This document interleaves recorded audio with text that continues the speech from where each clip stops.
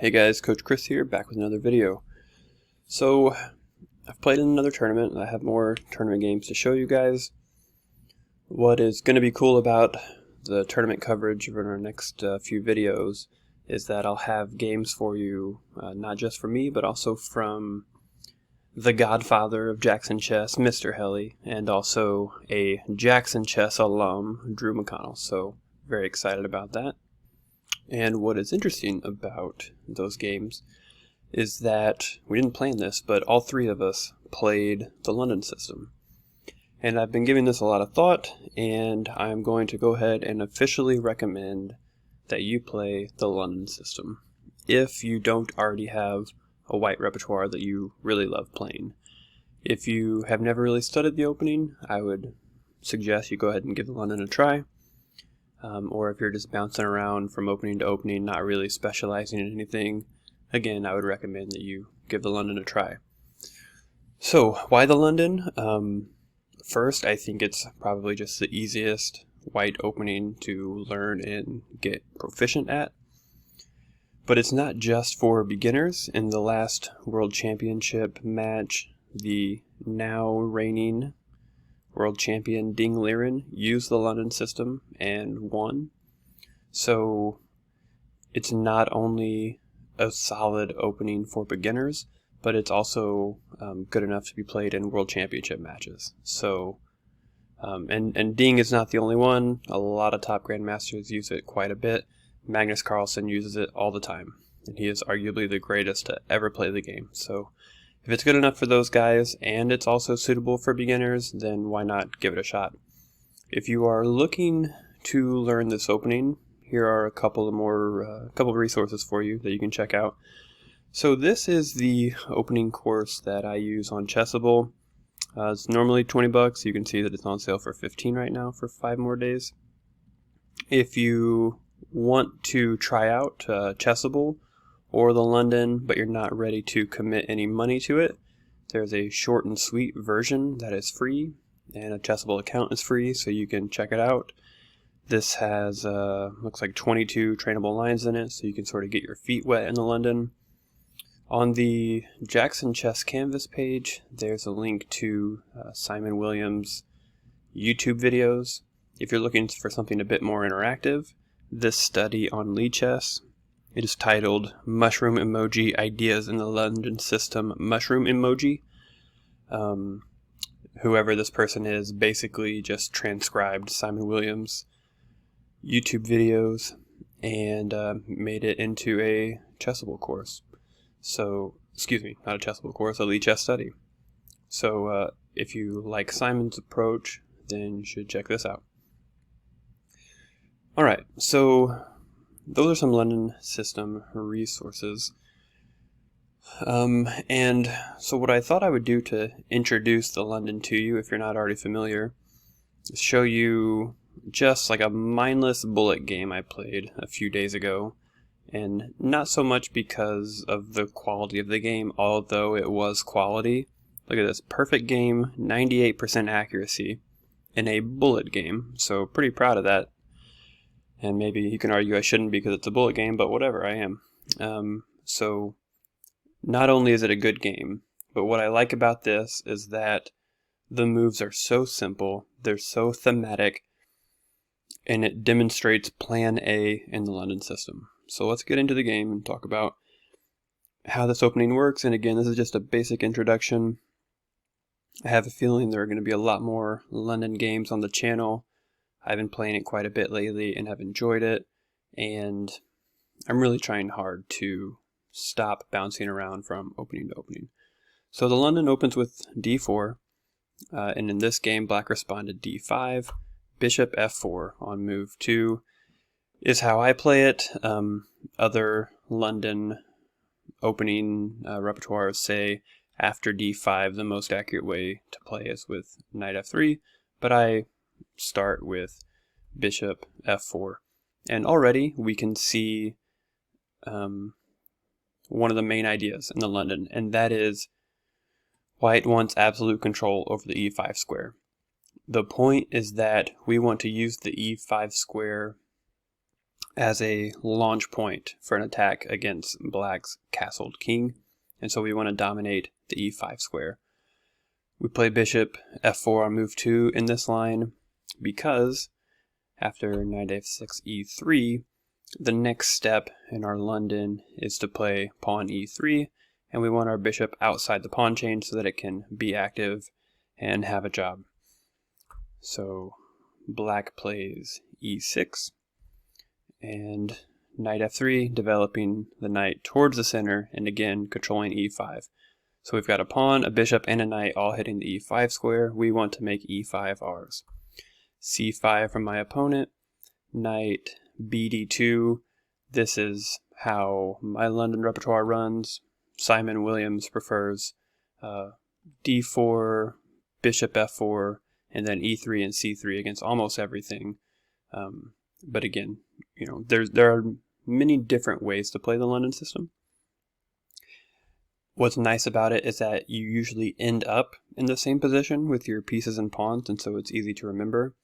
And then the move order you choose to get there is kind of a matter of taste. Knight c6 and c3. This is the classic London system pawn structure. You maintain a strong point on d4 so that you continue to have influence over the e5 square. Bishop d6, and again, this is a very typical move for the London. Bishop g3. The idea is that if black ever takes, we recapture h-pawn and open up the h-file for our rook. Again, there are some differences in different London openings, or London opening repertoires. Some people like to leave the bishop on f4, and I do that from time to time depending on the line. The idea is that if black ever takes, you recapture with the e-pawn, and again, you have lots of control over the e5 square. Here my opponent took, and again, the reason I love this game is because there are just so many thematic London elements in it. In the London, we almost always reply to a capture on d4 with the e-pawn. The idea is that, again, we're maintaining control over e5, we're maintaining our strong point on d4. We recapture e-pawn because after bishop d3, and then maybe castle, rook to the e-file, or queen to the e-file, the idea is that we have opened up the e-file for even more control over e5. The London is all about control over e5. And we get to see plan A in the London in this game. Black castles, bishop d3, and all of our minor pieces are on the ideal London system squares. This bishop is a monster. This knight and this bishop control e5. This knight is ready to swing in, and it also deters black's knight from coming into e4. Rook e8, and this is the first moment where white actually has to think a little bit. Although not really. If you understand the London, the ideas behind the London, not necessarily move for move, but if you know the ideas of the London, and the main idea is control e5, then rook e8 should make alarm bells goes off in your head, because with the knight, bishop, and rook, black is threatening to break through with e5. We cannot allow that, so we play knight e5, jamming a knight into that square. So first, black can't take with the knight because we recapture, forking black's two minor pieces on d6 and f6. And if black captures bishop, well then now we have the bishop pair. We still recapture with the pawn. Knight has to go back. Maybe then knight f3 or f4. And we have the bishop pair and a very nice attacking pawn wedge on e5, giving us a space advantage on the king side. And we can go attack the king. Queen c7, bringing more attackers to the e5 square. So now black has 3 attackers on the e5 square. We only have 2 defenders. How do we nail down that knight on e5? f4. And now the knight is not going anywhere. The only way this knight could possibly be kicked is if black moves the f6 knight and plays f6, but this f6 knight is really the only defender of black's king side, and so it needs to stay put. But black moved it in this game, again, doing everything he possibly can to win the e5 square. But when that knight moves away, it's time for the classic London system sacrifice, the Greek gift. Bishop takes h7 check. Black really should take, because otherwise he's just down a pawn for nothing and the attack continues. Black takes the bishop, but now queen h5 check, king returns to g8, queen takes f7 check. Look at how important that knight on e5 is. Queen takes f7 check. My opponent moved the king to h8, and I could take the rook immediately with check, but sometimes you just got to show your opponent who's the boss. And so queen h5 here, check, back to g8, now taking the rook with check. My opponent blocked the check with bishop f8, but queen f7 check, king h8, and now knight g6. Again, this knight is so important. Knight g6 check, king h7 only move, and now knight takes f8 check. Here my opponent resigned. He can't even recapture the knight because then he drops his queen. And black is just totally and completely busted. All of these pieces do absolutely nothing, whereas the knight and the queen just wreak havoc on black's position. White can slowly bring the knight, well, it's not too slow, it's only 2 moves, to g5 to finish black off. But my opponent did not wait for the end and just went ahead and decided to resign. So I know it's just a bullet game, and we shouldn't even play bullet. First off, I guess I should have started with that. Don't be a degenerate like me, and if you've got 5 minutes before you have to do something, don't play a bullet game, do some tactics. But here, at least we got a very thematic London game. So we start by doing everything we can to control e5. We develop our pieces in very typical London fashion. In this position, I drop the bishop back so that if he ever takes, we recapture h-pawn and open up the h-file. We almost always recapture e-pawn.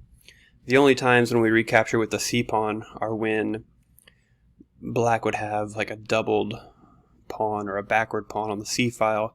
Then it might make sense to recapture c-pawn, bring the rook to the c-file, and pile up on the c-file. But that's not the case here, so the general rule applies. We recapture e-pawn. Again, maintaining that strong point in the center, controlling e5. After castles, bishop d3, the perfect square for the light square bishop. This is our just monster attacker in the London. When your opponent threatens to go e5, if it's within your power to stop them, you do. And plan A in the London, you sink a piece onto e5 and use that to spearhead an attack. Black challenged it, nailing the knight down, and then whenever that knight moves away, we have the classic London sacrifice, the Greek gift, bishop takes, h7 check, the queen comes in, and it's just all over. Black loses lots of material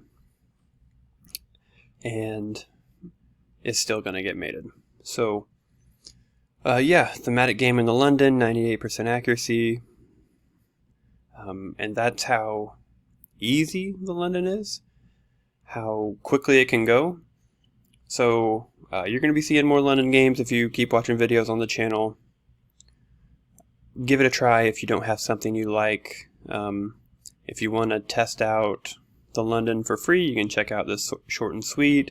You can check out this Lichess study. But yeah, give the London a try, and thanks for watching. Keep grinding those tactics.